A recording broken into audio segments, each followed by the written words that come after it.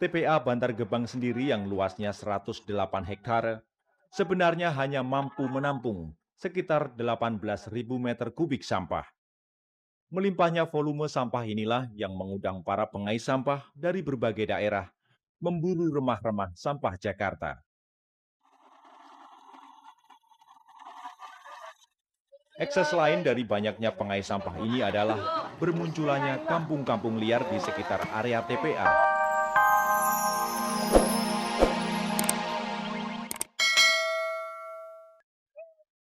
Seperti kaum pemulung dewasa, anak-anak yang memang tinggal di area pembuangan sampah akhir di Bantar Gebang sudah terbiasa bangun pagi dini hari untuk ikut memperebutkan sampah baru, buangan dari penjuru kota Jakarta.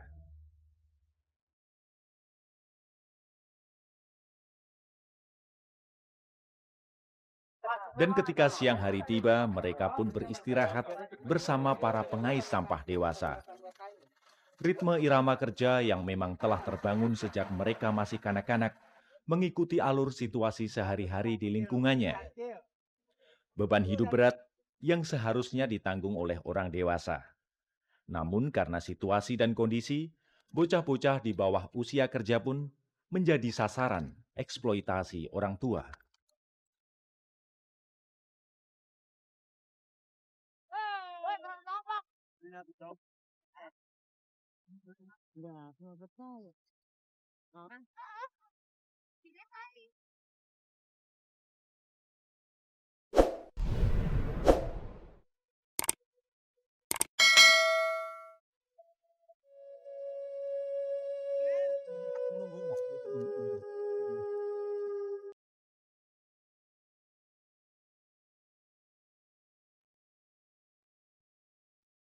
Bagaikan madu, sampah-sampah dari penjuru Jakarta dan sekitarnya menjadi daya tarik luar biasa bagi para pemulung dari berbagai asal-usul.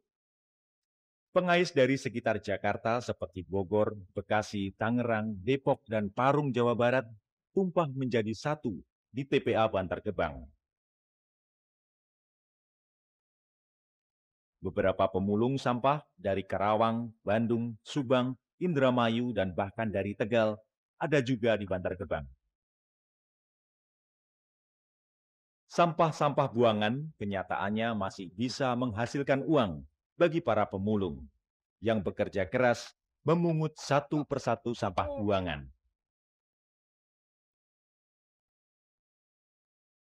Selain keluarga Sarudin, masih terdapat ratusan orang yang menggantungkan diri pada sampah Bantar Gebang.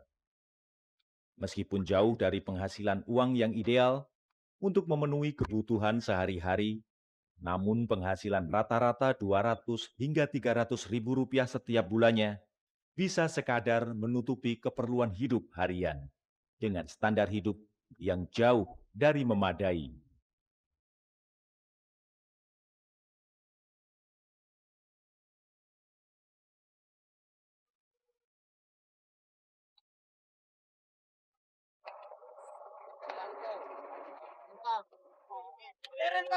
Inilah pekerjaan saya. Waktu malam hari menjadi saat yang paling diminati oleh sebagian pengais sampah untuk mencari dan memilih-milih sampah baru yang datang dari penjuru Jakarta.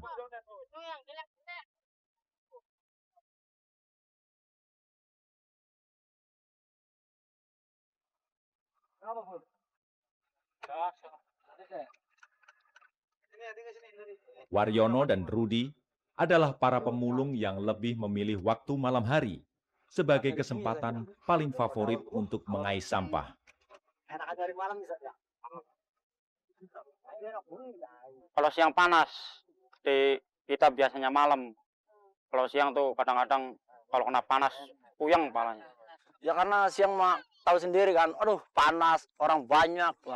Ya alhamdulillah kalau malam mah ya lumayan lah.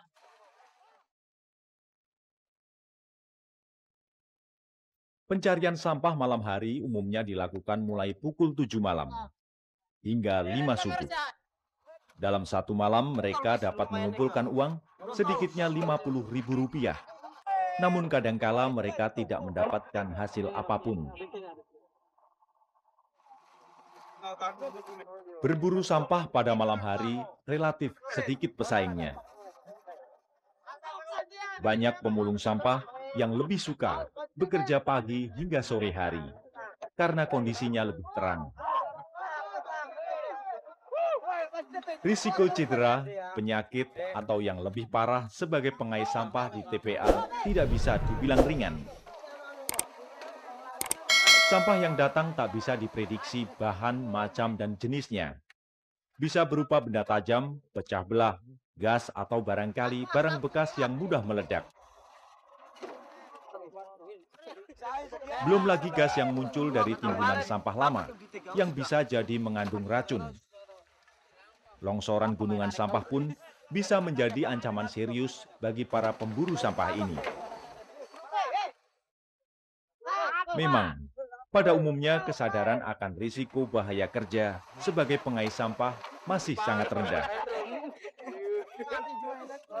Kesederhanaan cara berpikir kaum pengais sampah, sesederhana cara hidup mereka.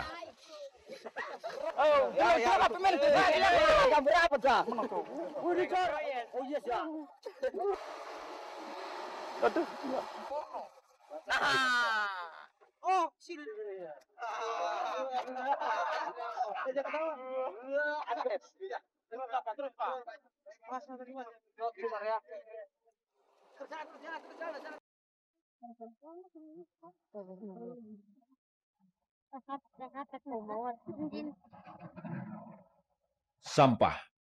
Di beberapa kota besar seperti Jakarta memang selalu jadi masalah dan belum juga terselesaikan hingga kini. Akar permasalahannya masih berkutat pada padatnya jumlah penduduk kota yang nyaris tak terkontrol dan terus meningkat. Kesadaran masyarakat yang masih rendah, ditambah lagi lahan pembuangan dan pengolahan yang sangat terbatas, membuat persoalan sampah terkunjung usai.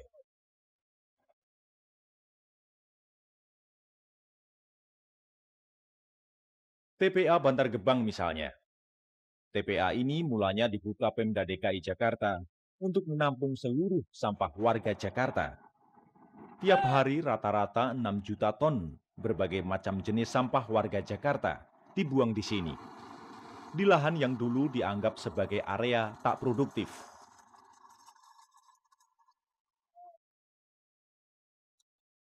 TPA Bantar Gebang sendiri yang luasnya 108 hektar sebenarnya hanya mampu menampung sekitar 18.000 meter kubik sampah.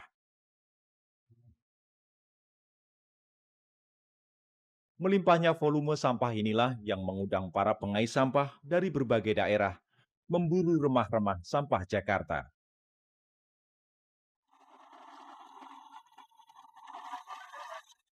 Ekses lain dari banyaknya pengais sampah ini adalah bermunculannya kampung-kampung liar di sekitar area TPA yang masih berada di dalam wilayah TPA.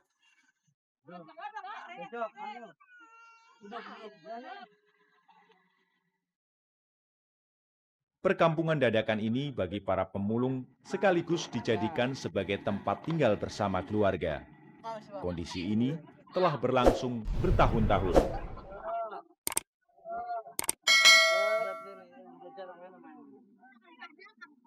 Persoalan baru timbul seiring dengan bertambahnya jumlah warga penghuni. Sementara lingkungan tinggal mereka bersama keluarga sangat tidak memenuhi persyaratan sebagai lingkungan hunian yang sehat. Kesehatan lingkungan, sanitasi, air bersih, dan lain-lain jelas di bawah standar hidup normal.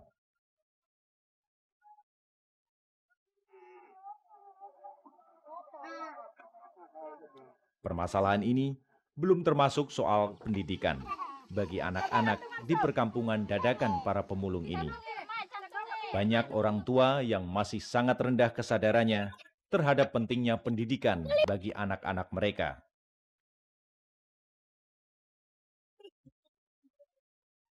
Problem sosial ini jelas bukan persoalan yang mudah, namun perhatian dan ketegasan penegakan peraturan juga harus dijalankan secara konsisten.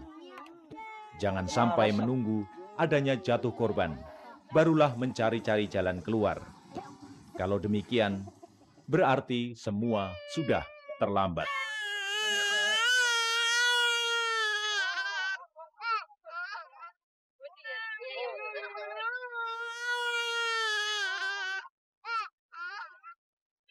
Iya, iya.